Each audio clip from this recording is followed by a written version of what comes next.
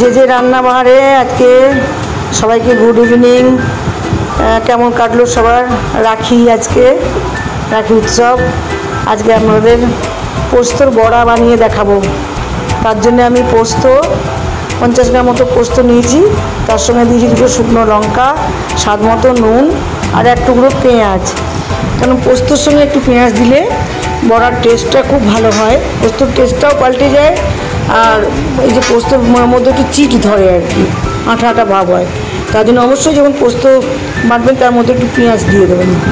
এবার ওটা ভালো করে টাইট করে বেটে নিয়ে শিলনোড়া বা মিক্সি যে কোনো, আমি শিলনোড়াতেই বেটেছি, ওটা বেটে নিয়ে এরকম কড়াইয়ে তেল দিয়ে এগুলো ছোটো ছোটো করে বড়া দিয়ে এগুলো এক পিঠ যখন লাল হয়ে যাবে ওগুলো খুব আস্তে আস্তে ওগুলোকে তুলতে হয়, নাহলে ভেঙে যায়।